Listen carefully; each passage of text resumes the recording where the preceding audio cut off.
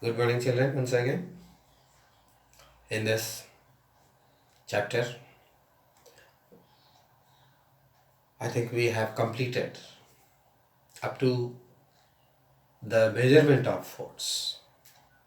That many forces were acting on any object. How can we calculate the net force?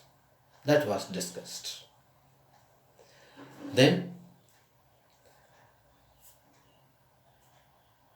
while we are doing any activity, in that case, force is required, force is applied. In that force, while we apply that force, I said earlier that the source of force. Suppose I take once again the horizontal surface, an object is placed on it, and if we want to place it at rest, if we want to change its position, the force is to be applied from anywhere, from any source, from any part from any source we are applying force. That we can say that is the agent of force. That is the agent of force. And that agent of force is applying on this object. For that, I said earlier that the agent must have contact with the object. But in some cases, the source may not have the direct contact with the object. There may not be any direct contact with the source and the object, but the force is acting between them. So on the basis of this, we just classify the force into two types. One is contact force. Another one is non-contact force. These are the two types. Contact force, from the word itself, we are getting the meaning. Contact force in which two objects are physically in contact with each other, physically touching each other. Means to apply the force, the agent must have contact with that object. Then that is contact force. Then non-contact, there is no need of physical contact between them. We have so many examples for these two, contact force and non-contact force. Let us see the examples of this contact force. All the forces applied by any living thing on the other. In living things, we say the force applied from the body, from the human body or animals, that is coming from, we can say, they are coming from the muscles. So we call it is the muscular force. Muscular force. Whenever we do the work, the force applied is muscular force. Whenever we use animals for the work, agricultural purpose, the animals are using their muscular force to pull the bullock cart, to plow the field. Nowadays, we don't use that animals. We are using machines. But anyhow, that a living thing do anything, do any activity, in that muscular force is involved. For the muscular force, the agent and the object must have the contact. So muscular force is also the example for contact force. One more important force. In the last examples, I gave that example frequently. On the horizontal surface, a ball is placed. A ball. Now this ball is at rest and an agent, suppose I take myself, I kick the ball in this direction. That means I apply the force on this ball. Definitely the ball moves in the same direction of force. I applied the force once on the ball. Just I kicked the ball and I remained at the same place, but the ball is moving in the direction of force.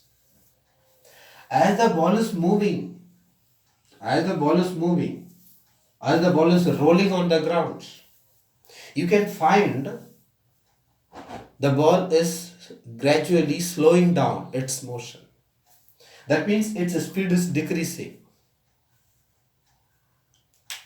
Here you must think about to change the state, to stop the object, to decrease the speed, to increase the speed. What is required? Force is required. But I applied the force, I remained at the same place, but the ball is rolling on the ground, it is moving forward. In that case, the speed of ball continuously decreases. Then you must ask why its speed is decreasing. Its speed is decreasing, that means some forces applied on this ball. Some forces applied on this ball. In that case, in the last video I discussed, to increase the speed, the force must be applied in the same direction. To decrease the speed, force must be applied in the opposite direction. Here we are finding the speed of ball is decreasing. That means some forces applied, some forces acting on this ball, which reduces the speed of ball continuously. And that force definitely must be from the ground itself, because the ball is in touch with the ground, in contact with the ground. So the ground is applying force in the opposite direction on the ball, which reduces its speed. So that force coming from the ground to oppose the motion of any object on it, that force is known as frictional force. So frictional force is the force coming from the ground on the ball, which reduces the motion of ball. That is frictional force. For the frictional force, the ground and the ball are in contact. So frictional force is also the contact force. It is also the contact force. And you must think about that, what frictional force is doing. Frictional force always reduce the motion of, oppose the motion. Here the frictional force is opposing the motion of ball. So these are the two examples for muscular force and frictional force. And then coming for the non-contact force, there is no need of having physical contact with the object and the agent. The examples are gravitational force,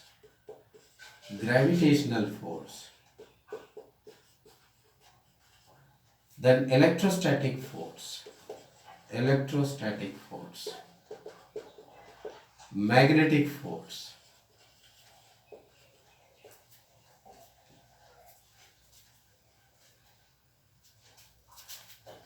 so these are the forces which are in the category of non-contact force. In these forces, there will be no contact between the agent and the object.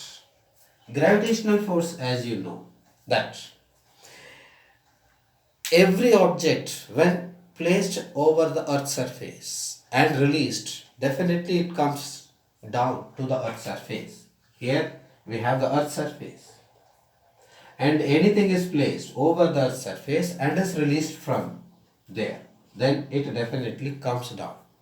It comes down, it is because the earth is attracting the ball, the object. So that means the force applied by the earth on every object to attract towards it is known as the gravitational force.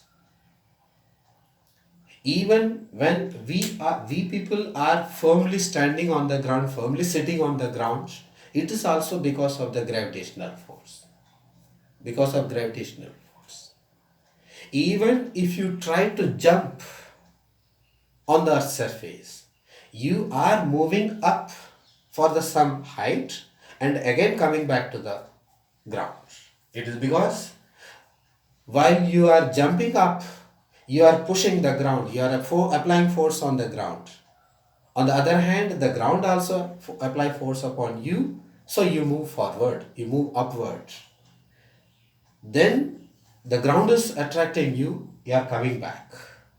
In that case, While you are coming back, while the object is coming to the earth's surface, here there is no contact between these two things, the earth and the ball.